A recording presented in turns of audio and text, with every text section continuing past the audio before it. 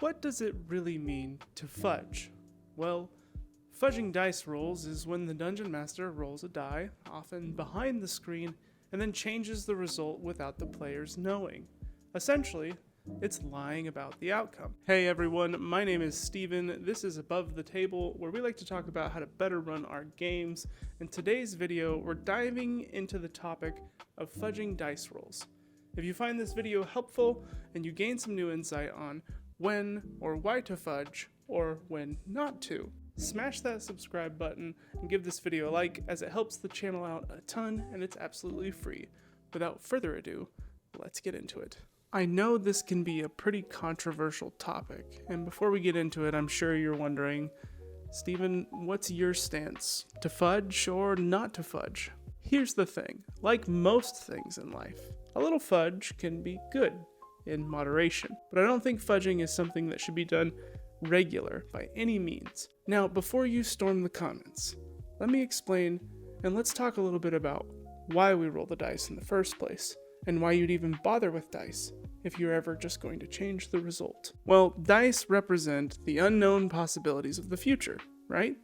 They fill in the gaps of our adventures and give us unpredictable outcomes, making the game feel dynamic. Dice also validate the skills of players in the moment, as well as informing us of how things should go when we really aren't sure. Fudging a dice roll should never be about fixing the player's mistakes. It's about fixing your mistakes. Stepping in when things don't go as planned, and when you need to correct a fundamental misstep in either encounter or adventure design. Even in something like 5th edition, with all those hit points, you might find that a monster's stats or a lucky streak from your own dice is enough to really turn things around from what was supposed to be a very simple situation to a very bad situation. And occasionally, sometimes a homebrew monster might end up way stronger than intended, and no amount of adjustments can fix that mid-battle. I don't believe you should ever let your party get TPK'd for the DM's mistakes or excessive luck, because that's just not fun to me. In the end, the dice do not produce drama, they produce randomness. Drama comes from character decisions, conflict, and meaningful consequences. It's the buildup of tension, the stakes rising as the characters face through choices, and emotional payoff when those choices lead to triumph or tragedy. Drama's rooted in narrative structure, not random chance. And it's what happens when a character's failure or successes is tied to their actions and the story that unfolds around them based on all of that, not just a singular roll of the die. Randomness is why any DM who's ever used a random table has fudged their dice in prep. You're not always going to take the first creature you get on a wandering monster table. Maybe a young dragon is too pivotal to the plot to just appear at this random encounter in the forest at this level. And what about random loot tables? Don't you think that the bad guys would have used the health potions just lying around the room that the characters are suddenly finding? Why were those not ever brought up in combat? And in my experience, almost no random name table always delivers on the first result. Sometimes one of the best things that randomness leads to is comedy. Think about that moment when a ridiculously strong character tries to bash down a flimsy wooden door. When the outcome's obvious and fitting, sure, there might be no need to roll the dice, and you can skip the randomness to keep the atmosphere intact. But another thing to keep in mind, not everything in the game has to be a simple pass or fail. Sometimes it's about the how rather than the if. Taking that strong character trying to take the door down, rather than just rolling to see if they succeed or fail, we can roll to determine how it happens. Maybe on a critical success, the door doesn't just give way, it shatters into pieces with a dynamic crash, adding epic flair to the moment. On a critical failure, the character still succeeds in breaking down the door, but in a hilarious twist, they trip in the last moment, smashing through it with their face instead of their shoulder. It's these moments where the outcome is unexpected but entertaining that helps continue to create those little fun, memorable moments and experiences at the table. It's about embracing the randomness in a way that enhances the story, not just moves it forward. And this kind of change from a pass-fail type roll to an epic or funny type roll is a very easy adjustment to make on the fly at the table. Sometimes you might find yourself asking for a roll and you realize in the moment that this is not something you actually want them to roll for. This is something that they need to do. And not being able to do this could stop what you're trying to accomplish. Don't be afraid to improv this judgment and change what that role means. Here's an example from a recent game where I decided to fudge a roll. I was running a Christmas one-shot for my regular group, along with a few guests who drop in when they're available. One of these guests was relatively new to the game and had traveled over 600 miles to join us for the holidays and for this session. During an early encounter, one of the enemies attacked this guest's character, and I rolled a natural 20. Not 1, not 2, but 3 times in a row. Now, this wasn't a particularly difficult encounter.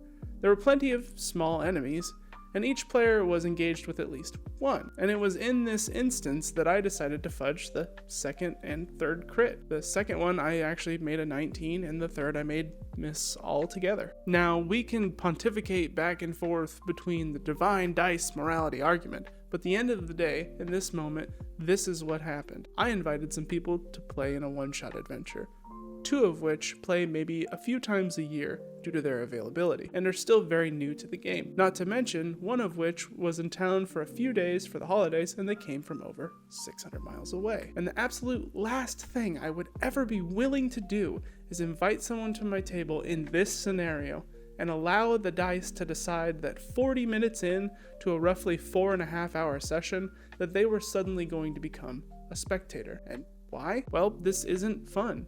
And it isn't fair. It's not fair for them or their siblings that were at the table to have to go through that experience. And you might be thinking, well, D&D and TTRPGs aren't always meant to be fair. And to some extent, you're right. For the characters. The world is full of unpredictable dangers, and sometimes things go horribly wrong for the heroes. That's part of the drama and excitement and randomness of the game. But when it comes to the players at the table, fairness is a cornerstone of a good gaming experience. Running a fair and fun game for the people sitting around your table is essential, because it's not just about the story or the mechanics, it's about creating an enjoyable experience for everyone involved. While the morality of fudging dice rolls can be debated endlessly, in this instance, my priority was clear: ensuring everyone had a good time. Sometimes fairness for the players means stepping in as the DM to smooth over extreme outcomes that could unfairly derail the fun. After all, we're here to create stories and moments worth remembering, not let the randomness of dice rob someone of their chance to enjoy the adventure. Now, in a scenario of something similar in a long-term campaign with everybody playing, this might have went differently. That's why fudging dice is a very nuanced thing. Part of the reason that the conversation around fudging dice can be so extensive on one side or the other is because it is a very subjective thing to do. Granted, I'm not saying that there aren't DMs out there who fudge dice whenever things aren't going the way they had planned it before in prep, but as you know around here, we don't like to pre-plan all of our adventures. We like to build out stories with our players. And I believe there are times when we are all at the table together and something happens from behind the screen that could potentially lead to going against what you and your players have set out to do. The trick is being able to recognize these moments and knowing when you need to step in and act for the betterment of the group, not you, your story, or your BBEG that's dying in the first round. So fudging dice is all good if we redefine it as a very rare occasion where the game master makes a roll but chooses a different result to correct their own oversight or lucky streak, or even takes maybe some real-life factors into consideration in favor of a more fun, fair, or dramatic outcome. And for the sake of transparency, if you'd like, and upholding that social contract that we're all part of, just talk about fudging in your session 0 and see if your group is okay with it, or if they would rather wholeheartedly accept every dice roll as it comes. And remember, don't just fudge your roll and move on. Take a moment to reflect on those instances, whether it's a misstep in encounter design or realizing you asked for a roll when you actually wanted a player to succeed in the first place, like finding the clue, getting through the door, or passing a check. These moments are opportunities to acknowledge our own human errors and learn from them. Let them inform how we can create a smoother and more enjoyable experience in the future. And well, everyone, that just about wraps up today's video. So what do you think? To fudge or not to fudge? Me, personally, I think that a little fudge can go a long way to keeping the players at our table happy and fulfilled. But what about you? Have you ever had a moment where you had to fudge a dice roll to keep the game fun? Maybe it was to save a player from an unfortunate streak of bad luck, or to keep the story on track. I'd love to hear your experiences with fudging the dice and how you've handled those tricky moments. So please share your experiences in the comments and let's keep this conversation going. If you found this video helpful or interesting, give it a like and smack that subscribe button and bell notification, and follow along for more as we continue to learn how to better run our games. Thanks guys, and we'll see you on the next one.